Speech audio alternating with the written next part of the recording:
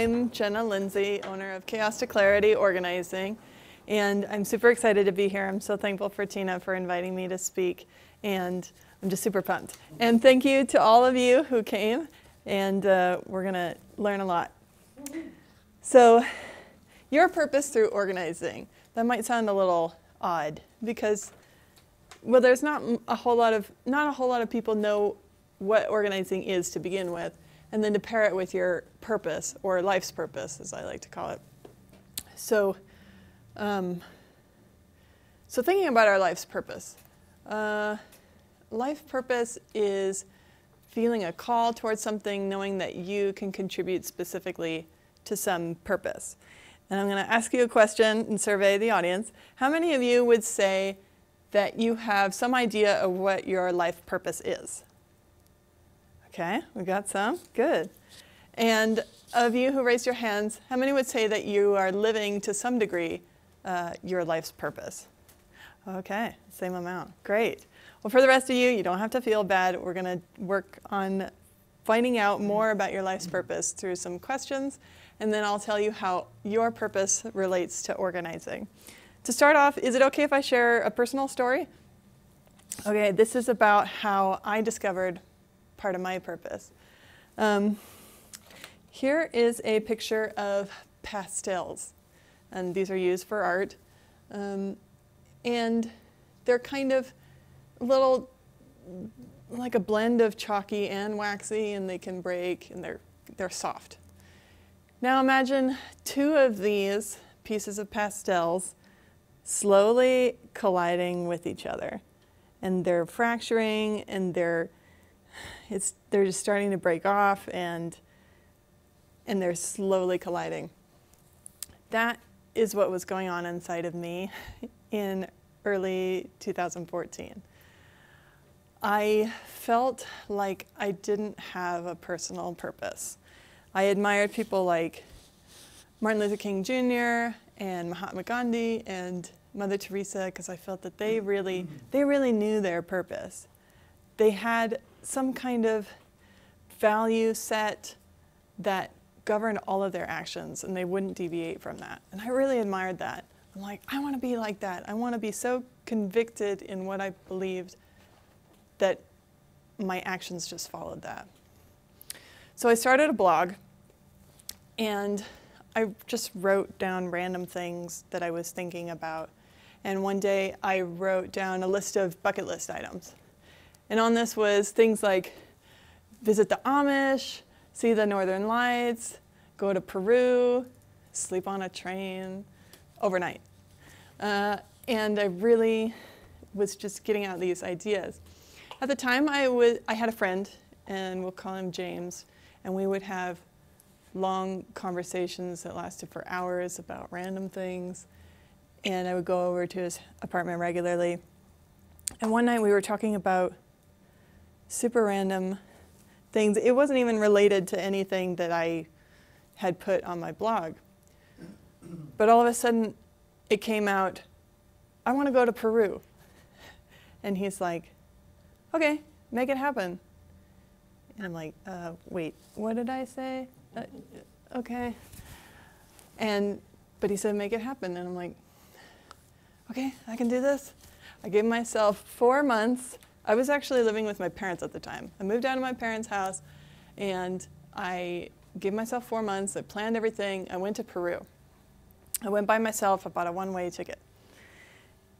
And in Peru, I was doing this internship in which I was around a lot of people who were very different from me. These were mostly Europeans who had different values, and I loved them dearly. They smoked and drank and cussed and partied and stayed up really late and were loud, and that's fine. But what they did was, as I interacted with them, I was more heightened as to who I was, how I was acting, my patterns and habits, and just how I thought. And after interacting with them and getting exposed to these different people, one morning on the rooftop, I just wrote out, who am I really? Who am I, irrespective of place, irrespective of the people around me? What is like my core self? And I started writing out all these random ideas. Some of them were superficial, but some of them were pretty deep. And that was the beginning of me starting to understand my identity and put it together. Fast forward, I came back home. I naturally organized for 10 people in a year. And when I finally tallied that up, I thought, oh, I should probably do this. This is probably a sign that I need to keep doing this. So being around those people helped me to learn more about my identity. And I would say that those people held up a mirror to who I truly was. So that's part of how I got here and how I established my business. Oh, right, okay. So I'm going to talk about how our purpose is related to organizing, but first I wanted to talk about our purpose. I wanted to give you a writing exercise. It seems that most of you have a piece of paper. If you don't, I've got extra pieces here and pens. So we'll just pass those around.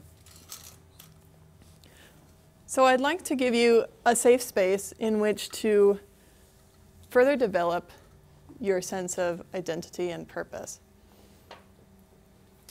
And I'm going to give you a question, and then you can write the answer down. I'll give you some time for that.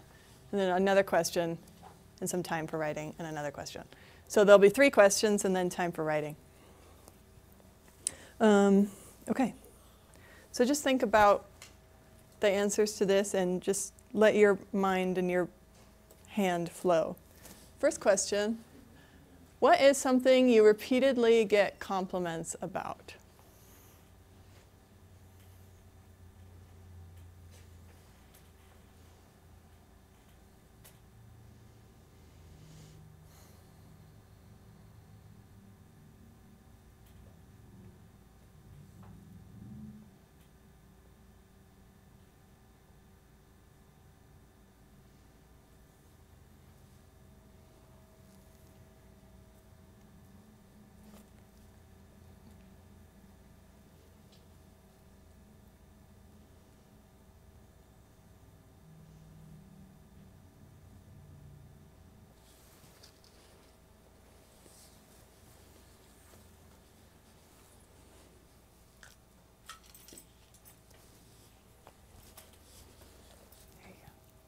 Just answering this question.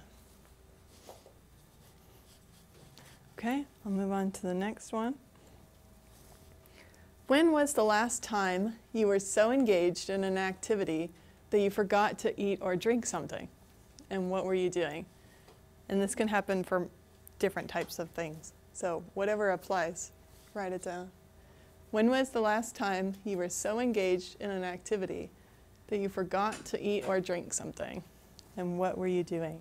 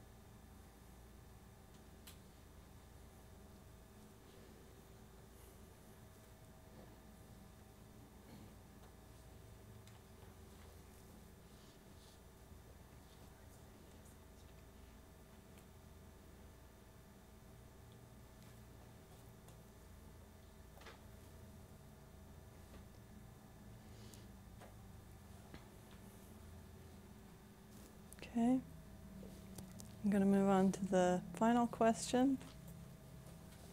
What's some endeavor that you felt strongly that you need to do, but haven't done yet?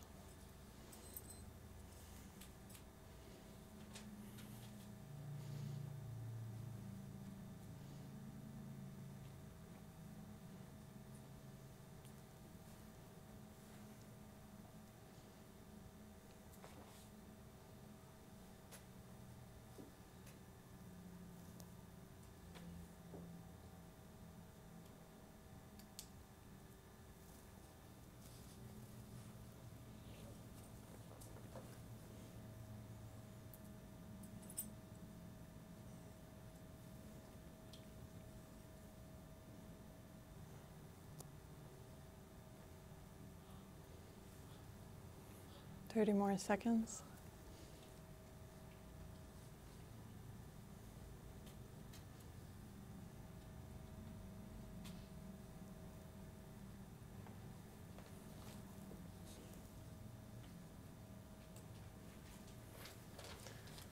Okay, how did that feel? Is anyone willing to share an aha moment or something that they're learning or something that they discovered when they were writing?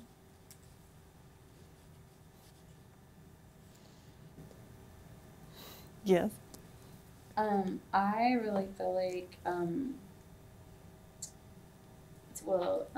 actually what I'm doing right now, I didn't eat or drink, so I really like being here. That was really powerful for me. And also just being involved in empowering conferences and stuff like that, just stuff like this is really important for me. And also, just like, I think being aware of what exactly it is you're not doing just makes you more self-aware of, like when you ask yourself, like, what do you feel but haven't done yet? Like your heart just immediately answers. And I think it's so important to listen to that voice because it's telling you something. And if you don't listen to it, then eventually it silences and then you end up just being defeated in the end of your life. Right.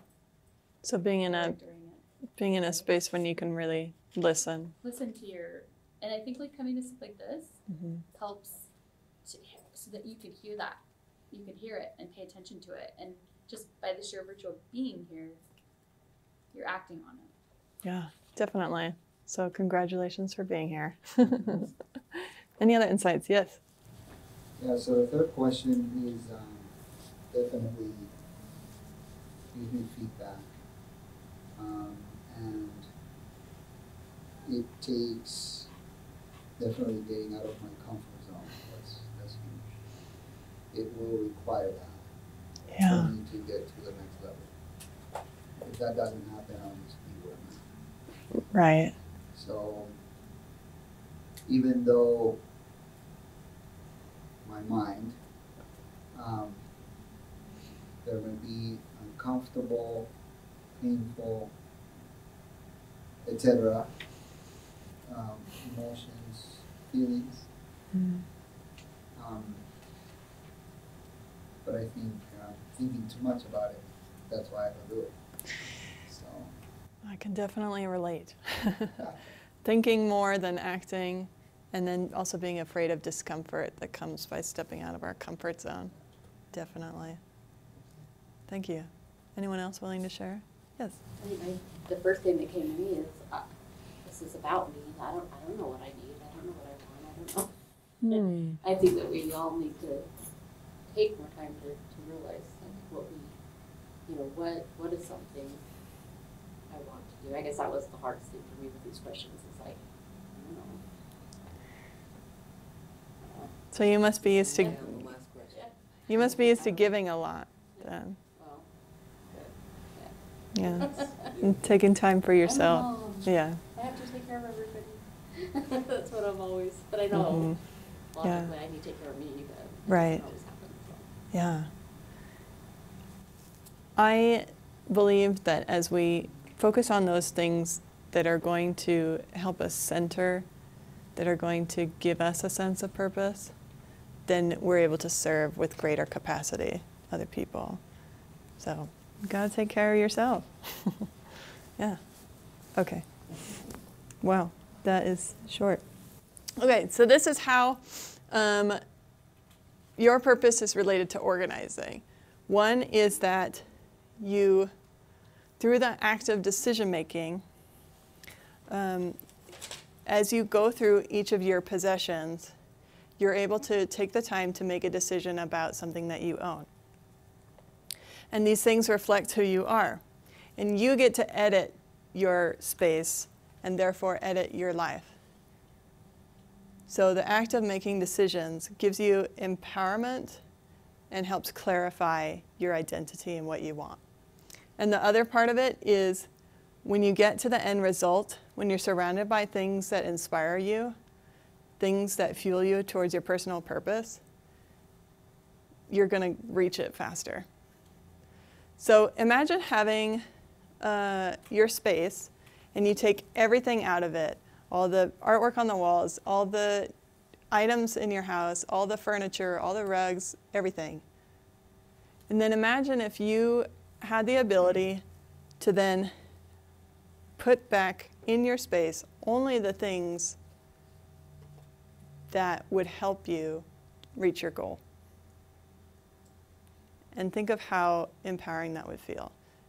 And so your items can be your cheerleaders on your path to your goal.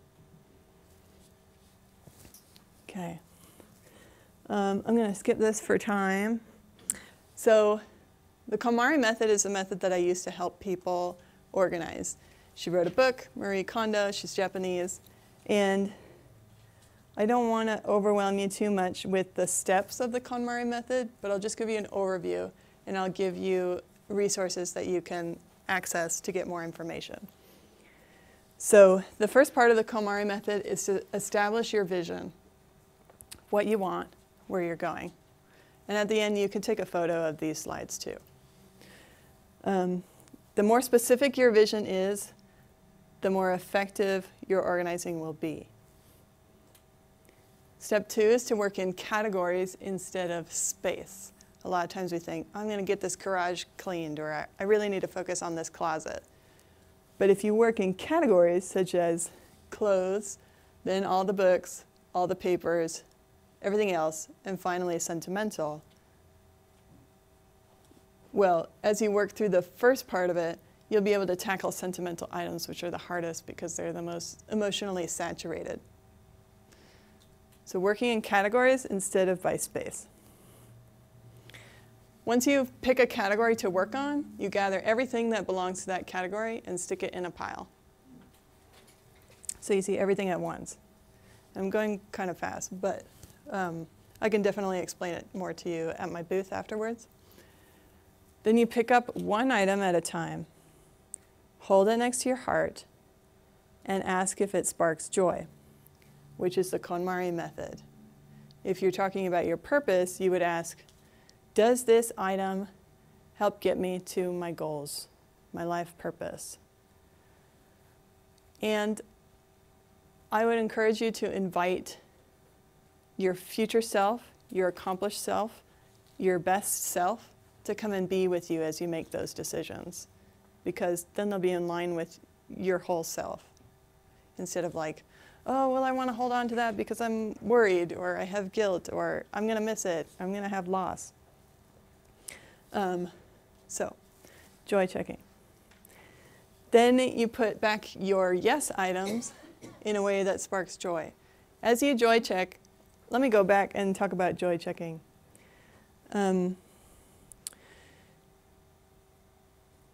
So there's two outcomes of joy checking. You either keep it or you don't. When it's a yes, you'll feel light, optimistic, energized, and just wanting to be buoyed up. If it's a no, you'll feel heavy, depressed, guilt, shame, embarrassment. And I give you permission to let those negative feelings go in the form of that item. So you thank it for being in your life, and then you let it go. When you're left with the yeses, you put them back in a way that sparks joy, which depends on each item. There's more in the book that you can read about. For example, clothes can be hung, long, heavy things on the left, and light, white, bright things on the right. And that gives you an upward motion. So I know I'm going kind of fast, but you can read the books. So, and then you just go through each category again. Oh, okay. I'm going to mention this now. So the whole KonMari Method is explained in The Life-Changing Magic of Tidying Up by Marie Kondo. And then I highly recommend How to Find the Work You Love, which is written by the same guy who wrote Zen and the Art of Making a Living. But this is a small book, and you can break it up, and there's exercises to write down questions. And I got a lot of the questions that we did at the beginning from this book. So if you are wanting more direction on your life purpose, that's a really great resource. I wanted to share a story about how the KonMari Method helped me find my identity. I have this box of papers that people have given me over the years, cards, and they're really nice. People sent me a lot of love through them. And as I was going through them with the KonMari Method, I realized that these aren't just papers to go through. They could be used as fuel. And I decided that I understood that people were sharing, they were reflecting back who I was through their words of encouragement. I'm like, oh, I could utilize that. So what I did was extract a word or a phrase from each of these letters, and I put it on this piece of paper. And I ended up with my identity that I feel is my true self. Not all these I wholeheartedly accept, but I feel like I should. I feel like they are who I am. So some of the things are sincere, grateful, I follow promptings, I'm confident, I have an appreciation for beauty and truth, and I help others organize. So this was a wonderful outcome from doing the KonMari Method. And then you threw the cards away? I still have them. I access them sometime, but this is like the condensed version of all of that. And I put it on my wall, and I find it really empowering. I wanted to give you a gift, since you're all here today. I wanted to offer you my time. If you think about, I know some people who have done a total home transformation with organizing, and that costs upwards of $30,000 to do the whole home. My normal 4-hour organizing session is $1,500. But I'm willing to offer you 1 hour of my time in which we talk about your life purpose. If you live relatively close to here, I will come visit your home. If you're from out of state, we can do a Skype call, and you give me a tour of your home, you show me what's working, what's not working, and I offer you suggestions. I get to learn more about you and where you want to go. And I'm going to offer that to you today at no charge. And I will be here just after the workshop, and you can sign up. I have some forms. And it's no charge for you. However, if you don't show up, I'm going to ask you to put down a credit card, and it's $50 for a no-show fee, because this is normally a $200 value. But as long as you let me know ahead of time, we can reschedule. So that is what I'm willing to offer you. And would you accept that from me? Yes. Great. Thank you. I wanted to share one last story. And this is, when I was in Peru, near the end of my time, being around these people and really opening up and being my true self, I decided one day after a barbecue that I was going to go home and paint this mural. And it's a little hard to see, but this is a sunset. And it just came out of me. And what I realized was that I have something to share. I have something that's noteworthy, that can benefit other people's lives. And I believe that you do too. So I invite you to fully live your life's purpose. And I would love to help you organize and find out more of that. So thank you for having me.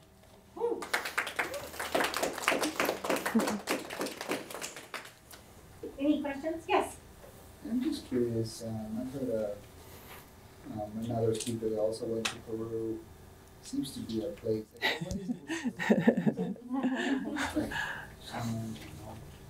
Well, I had served a mission in Argentina, and so I already knew Spanish. I had already been to Latin America, and I felt that there was just some enchantment about it.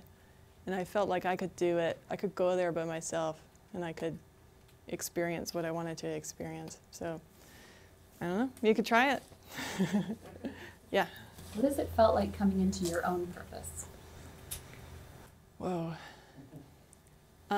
That's an interesting question because actually just in the past couple of weeks I have learned a lot more about it, and I realized that I'm a lot more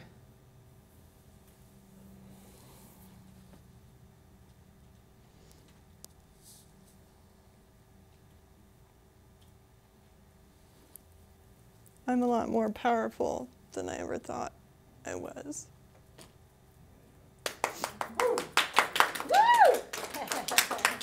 Yes, you are. So it's been eye-opening, to say the least. Yeah. Thank you, everyone.